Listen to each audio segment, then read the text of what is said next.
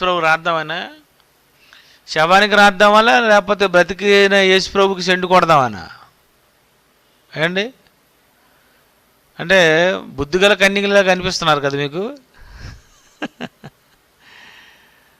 యేసుప్రభు చనిపోయిన తర్వాత తిరిగి లేచినంత వరకు ఈ స్త్రీలు ఎలా ఉన్నారంటే, ఇతను ఖచ్చితంగా మనం రాయాలి, నా సెంటు రాయాలి, నా అత్తరు రాయాలి, నేను ఎలాగైనా పరిమళ సువాసన ఈ సుగంధ ద్రవ్యములు తీసుకొని వెళ్ళి నేను ఎలాగైనా సరే నేను ఆయనకు పుయ్యాలి అని నిజంగా అనుకున్నటువంటి వ్యక్తులైతేనండి, శనివారం రాత్రి 12 గంటల తర్వాత సమాధి దగ్గరకు వచ్చి ఉండిపోవాలండి.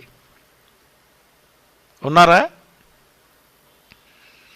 ఆ రాత్రి నుండే వెయిట్ చేయాలి. ఎందుకు? యేసుప్రభు మరి తిరిగి లేచిపోతారు కదా.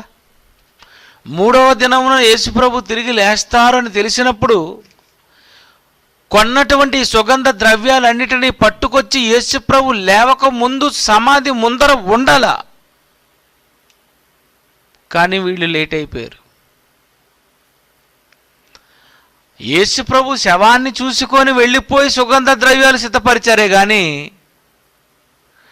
యేసుప్రభు వారు శిలువ మీద ఇంకెలాగా మరణిస్తారు, ఈ రోమీయులు ఎట్టి పరిస్థితుల్లో తను చంపేస్తారు, పోనీ అప్పుడైనా ఈ సుగంధ ద్రవ్యాలు మనం రాయాలి అని సమాధి దగ్గర లేరు, అక్కడ లేరు.